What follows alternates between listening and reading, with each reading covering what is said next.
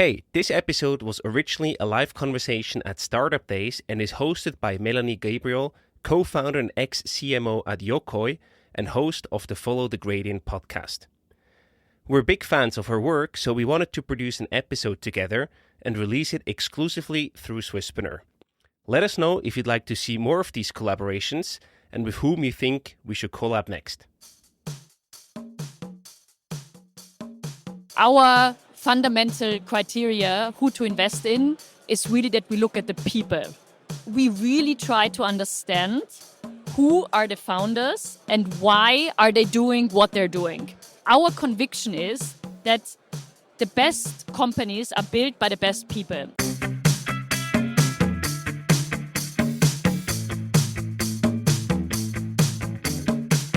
Welcome to the Swisspreneur Show, a podcast about startup stories and learnings from experienced entrepreneurs.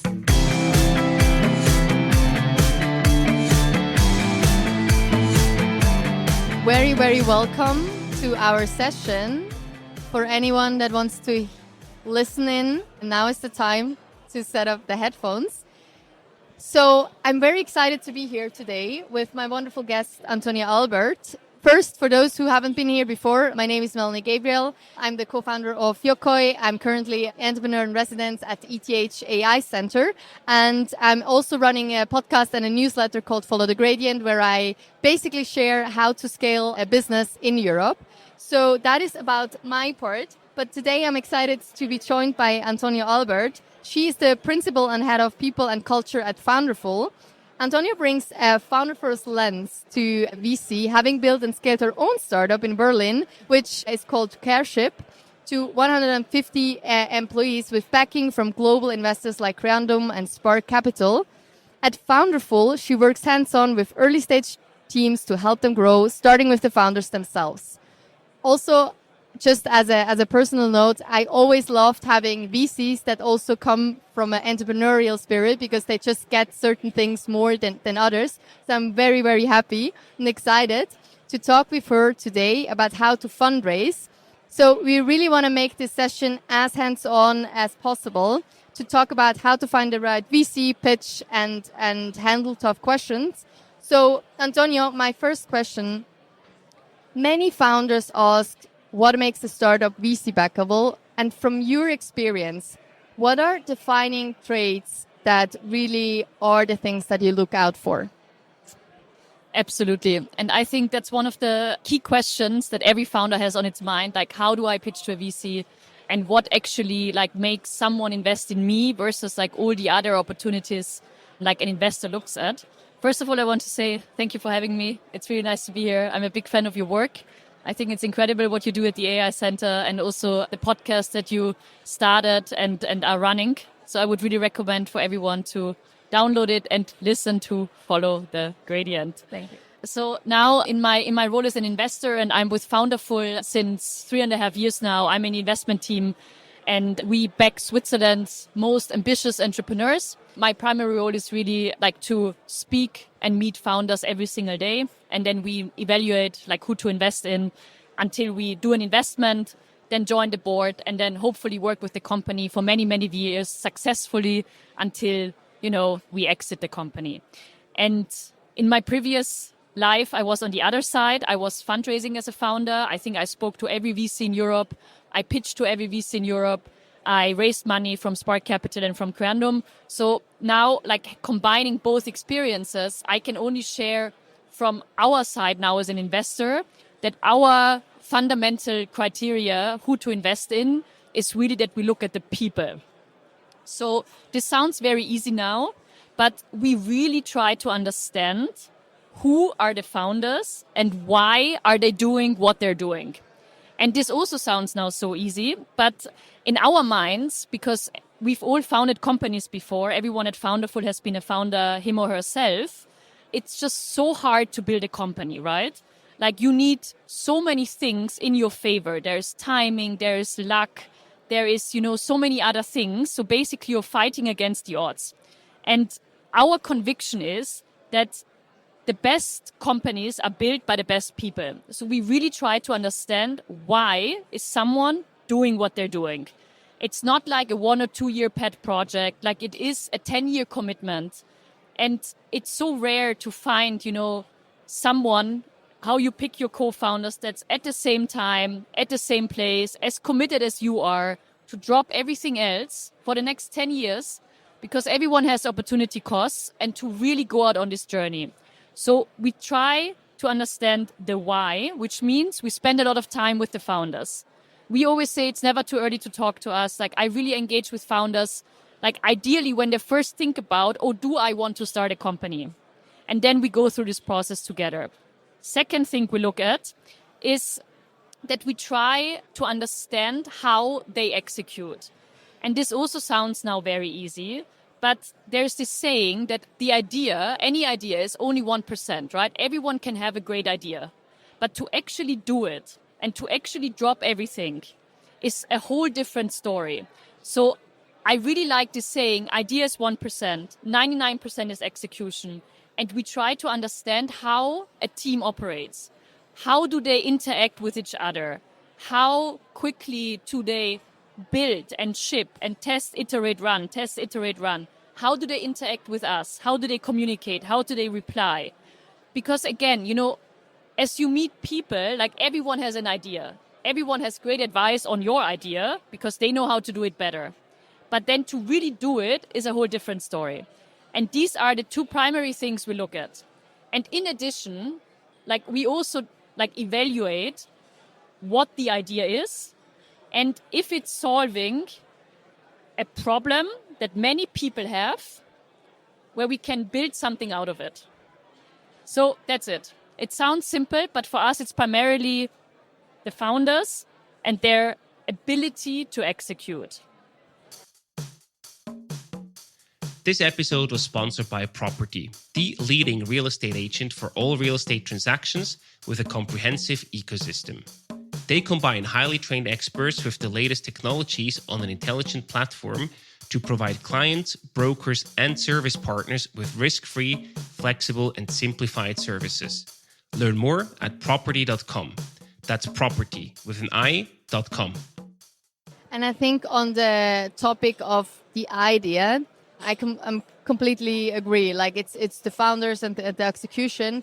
However, when it comes to the idea, I think it is very important that there is not only the VC route. Maybe you can also elaborate a little bit on that aspect, because I sometimes also as an angel investor, I wrestle a little bit with like really nice businesses that have a nice income, but it's not a 10 or even 100x. So the VC way is maybe not the way to go. So what do you tell those founders where everything is fine? It's just not a huge market, because in the end, that's your business model. You want to see a specific return. Yeah, that's a great question. And because I think that the truth is that there are many great businesses, but most great businesses are not great VC businesses. And now why is that? I think from a founder lens, I would always look at it in a way, there are many ways how I can build my company. And VC is now something very, very en vogue, but it's not the only way how to build something. There are many other forms of funding you can consider when you go out and pursue your dream. Like there are bank from loans, like there is bootstrapping, there is profit-based growth. There are, different ways how you can start something and bring your idea into life. And then there is venture capital, which is one of them. So I just think that whatever form you decide as a founder, and the beauty is if you are a founder, and that's so amazing, you can really do whatever you want, that you are just aligned with your form of fundraising, so to say, that you take. Now, as an investor, and it doesn't matter like as an angel investor, also like as a venture capital investor, like you follow a certain mandate, right? You also have a goal of why you invest. And it could be that your goal of investing is, for example, it could be impact. It could be returns. It could be relationships. And it's also important then to follow your mandate. And the truth is there are great businesses, and it's very easy, to start to admire, someone that puts their heart into something, like that goes out, that even has maybe early revenues and started something great. And then it's also very important to honestly look at it and just like review it. Does it also fit into your goals and into your mandate and into your portfolio. So what I also like frequently struggle with that. And I think the three things you can do is, first of all, as a founder, you can just be sure that whatever form you decide, that you are aligned with your partner, right? Like your partner being either a bank or an investor or a VC or, an impact investor. And then secondly, that as a founder, understand who you're talking to on the other side. Like understand what their goals might be. And then, align with that. And then also, if someone then says no to you, don't take that personally. Because people say no to, so many different reasons. As a founder, I took, it was so hard. When you pitch something, when you go somewhere, when you meet people and, you tell them your full story and, everything you're doing. And then you just get an email. Maybe you get ghosted, but maybe you get an email and then they just say no, with 2 letters. And that's super harsh. But on the other hand, maybe it just doesn't fit in their portfolio. Maybe it's not the right timing. Maybe they just did 3 different deals. Don't take this too harshly, I would say. I think one of the very urgent questions, especially for first-time founders, is how do VCs learn about my startup? Because I know, as now having built a company, I know quite a few VCs. So if I would do the next startup, I would just call you up and others. I would say, hey, let's look at it. And you would probably take my call because we have worked together in the past. But what about the first-time founders? How do they get noticed? And maybe you can also explore it with an example of a pitch deck that you might have gotten and really also forward it to the partners because it somehow ticked the box or just was different. Yeah, that's also a great question, because I think when you start as a founder, there are a gazillion of things you could do, right? There are many distractions, you start running around to conferences and shows and you're here and there and you have so many things to do. But then how do you fundraise? So when it comes to fundraising, my advice from everything I learned as a founder is really fundraising is an art and a science. And the science part you can really engineer. And so I would really recommend, if you go out and fundraise, do that only if you go out and fundraise, right? There are some people and founders that forever and always want to talk to investors. You get approached a lot, right? VCs look for signals, they reach out to you, they want to have a call. But don't take these calls. Really only go out when you fundraise if you really fundraise. So I would really, and that's the science part of it, you can engineer a process out of this. First of all, you can prepare. Put a good document together, put a good deck together, Q&A doc, just some answers together, and just be prepared on the documentation. Then put a list together of people you want to reach out to and ideally speak to. And try to do that all at the same time. Why? Because you get into this energy, you get into this motion of pitching. Ideally what you want as a founder, and I'm just really purely now speaking as a founder, ideally if you go out and fundraise, you want to do it from a position of strength. So ideally at the end of the process, you want to sit on a table, have 3 term sheets, and you can decide who to work with. Now, that's extremely hard to achieve. So how do you get there? So I would say you can make a process out of it, prepare your documents, reach out to people at the same time, pitch to people in the same week, follow up, and move the funnel from left to right, dive deeper into conversations, follow up after emails, and so on and so forth. And then there's the art part of it. And the art part of it is something I always underestimated, is that investing ultimately is a human-to-human business. It's a human-to-human relationship. And what I mean by that is you cannot expect to just send someone a pitch deck in their inbox and, they're going to write a term sheet. No, you have to build up a connection to the person you're talking to. So, I went as far, my startup was in the area of in-home senior care, so elderly care. I tried to understand, by really understanding the person I'm talking to, what is their experience with the topic. Why would they like the topic or not? Now that's a little bit extreme, right? But you want to cater and have a conversation with someone that cares about your topic. And so it's a human to human business. And this is what I underestimated as a founder. Like, try to build personal relationships. Like, don't take a call. Like, try to have an in-person meeting. Like, if an investor sits in Berlin, go to Berlin, say, hey, I'm 3 days in Berlin, write all the investors in Berlin, and just try to get as many meetings in as you can. Like, there are so many things now that happen, like, virtually. Investing became so robotic almost, I would say, that this human element is not to be underestimated, because people invest ultimately because they invest in you, and not because on the last page of your deck, kind of like, put your business plan and in 2027 your number looks like this. So I would really try to work along these lines. Yeah.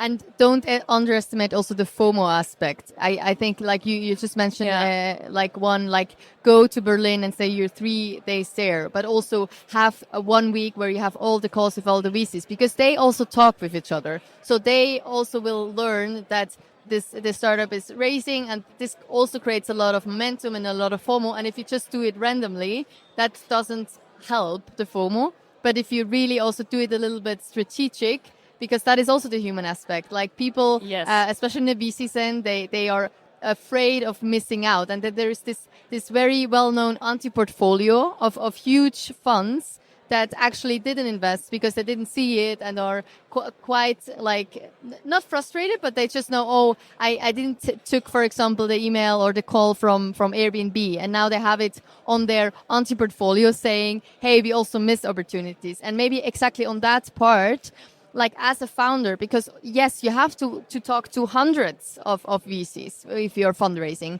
and you get a lot of no's, but you basically just need one yes. So one no is one no closer to yes. What do you say? Like, should you then just accept the no, follow up in 6 months or 1 year, or how do you see that? Because you also don't want to chase the VC so that you get on her nerves. Yeah, absolutely. Maybe just one more point to the last part. Like, it's, yes, there is this element of FOMO in the market. I'm personally not a huge fan of it. But I also think why you should, like, engineer a process is it's about your energy. Like, if you are in the mindset of fundraising, then you portray this energy, right? It's a huge difference whether I talk to just one and, put all my, like, eggs in one basket, or whether I, just go out and, like, people feel it if you are fundraising. So that's really important. And then I think also, secondly, like, one founder should be responsible for fundraising. And if you go out and fundraise, it's your 100% job. Like, many founders still to this date, especially I think if it's, very, like, STEM-driven founders, like, in the deep tech space, like, no one really likes fundraising, right? They all don't like it. Someone has to do it. And then 3 people do it a little bit, like, on the side. Like, one talks to them, the other one talks to this person, and the other one has a good friend that knows someone else. Like, this is not how it works. Like, it's a full-time job. So one of the founders, like, really has to dedicate. Like, for me, a good fundraising process takes, like, 6 months until the money is on the bank, right? And this includes everything to putting your documents together, like making a really good deck. This takes a while, to doing all your calls, to moving everything forward for in-person meetings, building relationships and so forth, to having money on your bank. And this only works if you have one person responsible for that. So this is just what I can highlight, because in the beginning, like, I founded my company with my brother, and, like, we both did it. And there's this, like, beautiful, like, review from Harvard Business School about the monkeys. I don't know if you know it, but a monkey dies if it's not sitting on one shoulder. So everything you do as a founding team needs one responsible person behind it. And fundraising, if I hear, oh, the whole founding team is fundraising, like, this most of the times never works. And now what you mentioned, chasing investors, I mean, it's hard to accept a no, but I would honestly, in life, like, if someone, like, gives you a no, like, let them. I mean, like, people decide not to move forward because of whatever given reason. And I personally, would focus on the people that want to spend time with you, on the people that want, to have another conversation. Like, count your yeses and don't look at your no's. Now, if you only get no's, then the market also tells you something, right? Then maybe it is not the right time. Maybe you are still a bit too early. Maybe there is something missing. If you get, no's and yeses, then focus on the yeses. If someone doesn't reply, then I think it's very legitimate if you run a good process that you follow up, right? Let's say you go out, you create your list of 100 investors, like you decide right now you reach out to 80, you send your deck out, and only 10 reply. Well, why don't you follow up after a week? I would do that. But I would not, if someone gives you a no, I would not go and chase after that person. I would let them be. And I would focus on these people that want to further engage. And if the whole world tells you no, then you should reflect on it. And this is so important. Mm-hmm. And now another topic that I find also very important, because we are here on the AI stage. Yes. And AI is everywhere. Yes. And so I would really like to take a closer look at the impact of AI on the VC world. And not only on the classical AI startup, so to say, but really also the AI capabilities and their impact on how startups are run. So a few days ago, I read this really interesting article in Business Insider about how vibe coding is shaking up the skills investors are prioritizing in founders that they might fund. How do you see that? Are you prioritizing different founder traits that you did, let's say 2 years ago? Yeah, I think it's amazing that we are on the AI stage. It's amazing that you put this here together. And I think, yes, AI, there's a fundamental shift of AI, and this also this also impacts how we work as an investor. It impacts who we invest in, what topics we invest in, and how we invest. So also all our operations now. When it comes to your question of vibe coding, which basically means, to those not familiar with the terminology, that as a non-technical founder, you can also write code with natural language. So you speak to someone, you tell an AI what to do, and they start coding for you. The AI codes for you. So I think in that aspect, yes, we do look for different things. I think investors tended to look at, if you look at team composition, you always wanted to have someone that's strong on the tech side and someone that's strong on the business side. And now what changes is that anyone can code, which is beautiful. People can go on platforms like Lovable and just build stuff. And it's incredible. So what we look for is, how founders work with AI. How do they implement that in how they operate, into their storytelling, into how efficiently they work, how much less capital they might need because of less people they need to hire, because of more AI implemented, but also, how much do they build, ship, and iterate themselves, because they don't have to sit down and do all this coding themselves. And, we had a beautiful session at the ETH AI Center where founders within a week, non-technical founders, came up with prototypes and demos of first MVPs that were entirely created with Lovable, which is just incredible. So I think, it's just curiosity, do you go out and see how you can be more efficient, and this vast pool of opportunity that you can have without, being dependent on, you need to have your own full stack engineering team, your own dev agency in-house or wherever. So yes, it changes a lot. It's still very up and coming. You now see these great headlines of companies or startups that raised very successful financing rounds all across Europe that just build products on Lovable, which is crazy if you think about it. Yeah, it's basically the application layer that is now giving so many opportunities to so many founders out there. Now, if we're now back in the VC process, so you have written your email, you have had a warm intro from someone you have met at an event, you are about to pitch in front of you and then maybe also the partners. Take us through the journey of what kind of is a killer pitch deck that has everything in it, and what kind of criteria you look at so that you really see, hey, this is now really worth to basically give it to the partner so that we decide on funding this startup. Yeah. Yeah, absolutely. So our process at Founderful is we try to be first, fast and founder friendly. That's our slogan. So we try to be fast. There is no process we naturally follow, because sometimes things move super fast. Like we can move very fast and we can invest extremely fast. Sometimes we also like to build relationship with founders. And then, the process is just like we meet, we exchange, like we spare, the product develops, and then we decide it's the right time to invest. So it's not so black or white.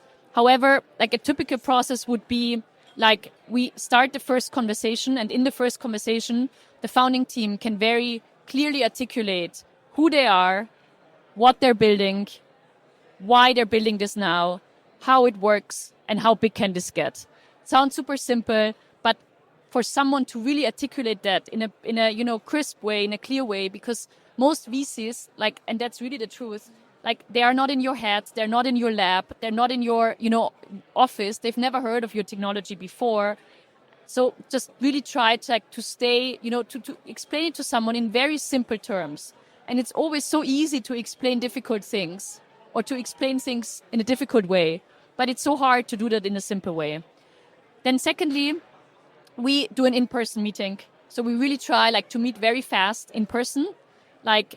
Either we go, to the founding team if they already have a little office or something in place. Sometimes they still work from the kitchen table, so we invite them over to us.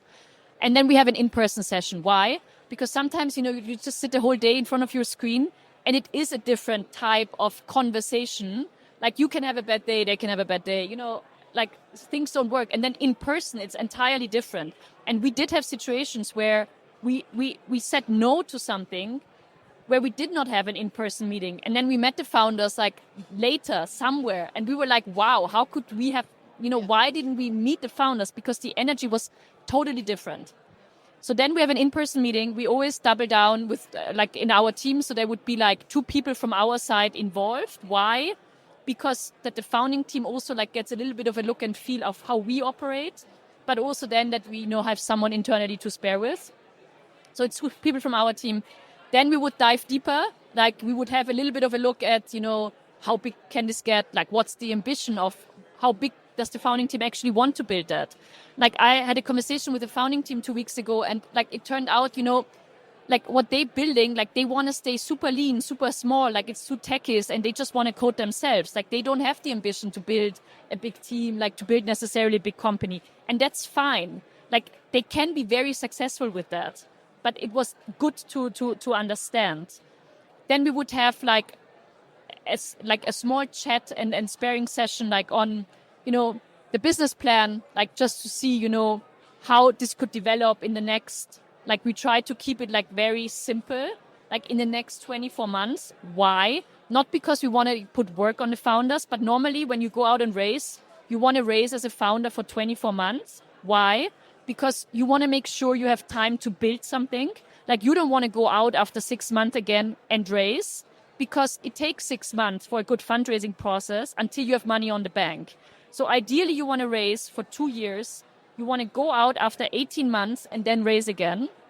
And so then there would be a term sheet from our side, and then there would be the investment. So we can move fast, and sometimes we build relationships. Hey, did you know that Swisspreneur just published a book? That's right. We've spent the past year writing Swiss Startups, a compact view of some of the most amazing startup journeys in Switzerland, from scrappy beginnings to world domination. If you love listening to our podcast, then this is about to become your new favorite book. Find it now in all major bookstores, or click the link in the show notes to order your copy from Helvetic today. And now also, in light of the time, I have basically one, but it's basically 2, because I want to squeeze out as much as I can question. So once the deal is closed and the money hits the bank, what is that you expect also from your portfolio companies, and maybe more also in hindsight, what is maybe something that would make the relationship more valuable? And then lastly, you can of course also combine it, is what is one thing also with your founder heads that you wish you knew earlier in this whole fundraising process that you're now maybe also paying forward by sharing that with others that you back then didn't know? Once we start working together with the startup, like we are really in the same boat. And so what that means is that like ultimately, like the best possible relationship we can have with the founder team is if there is really a relationship where, we can speak about the hard things, like we can solve these challenges together and we can help. Now, it's very hard to get to that because it requires that we create this room of trust, that we move from this, I report to someone to, hey, this is actually where we stand. This is how it should have been going. This is where it is actually going. And this is where we need your help. Because ideally, for the next 2 weeks, we work super closely. Like, on the hiring side, like we define, who do we need? Like we really go out together and we try to get the best people into the company. Why? Because the best companies, are built like by the best teams. And the first round is always raised by the founders, but the second round is always raised by the ability of the founders of who they could bring in. So, hiring is so important. It's not just HR. It's like, who do we get in? And we spend a lot of time with our founders. What's also very important is like building relationships with customers. So we really try to understand, like we draw it on the wall, like who could we talk to? Like how could we, like what industry verticals do we want to address? Who do we know? How can we make a good introduction like on the C-level in order to help them advance the customer side of things?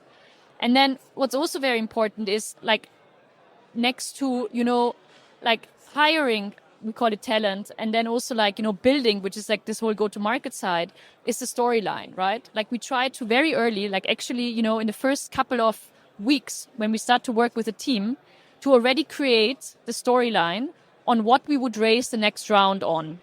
Why? Because this creates like a narrative that everyone starts to buy in.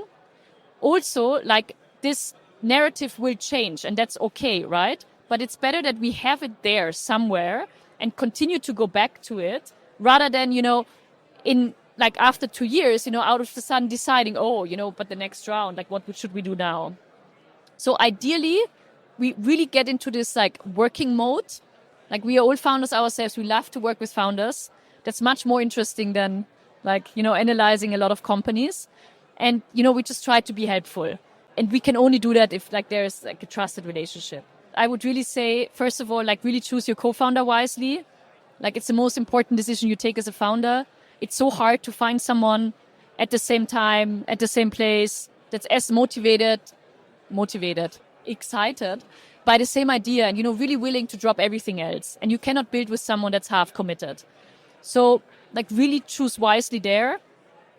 Ideally, like secondly, like being a founder is a very lonely job. I wish someone had told me that before because like, so for me, it's also like, it's more fun if you do it together with someone else, like versus, doing everything by yourself. And to also share, like bring other people into your challenges, like, create people that you can trust around you. Like that could be your extended team. That could be like a mentor, an advisor. Don't be a stranger because it's very, very lonely over time as a founder if you don't get into this motion to really share openly what you're really struggling with, because you're struggling with a lot of things. But the problem is that it's so gloomified. Most people, if you go out on the street, like everyone just asks, how is it going? How is it going? Like no one asks, how are you? Because it's this expectation of if it's going well, you are going well. The question bears there's a very different energy to this question. How is it going or how are you? And then really thirdly that like ultimately investor relationships, like because VCs always sound so, I don't know, if I look at all the websites, they all look the same. Like if, all these like talks about VCs. And so ultimately it's human behind it, right? And I would really try to build like a few good relationships there. And I would have liked to know more like earlier that this is like a human to human business.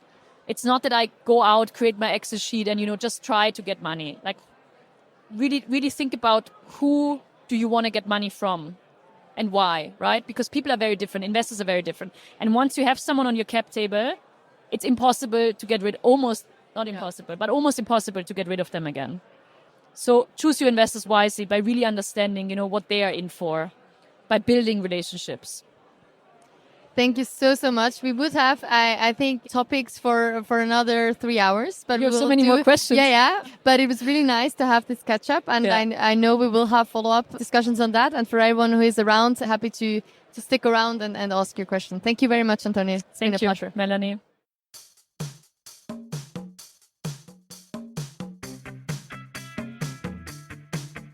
We hope you enjoyed today's episode. If you did, you can support us by rating our show on Apple Podcasts. This way, we can reach an ever-growing number of aspiring entrepreneurs.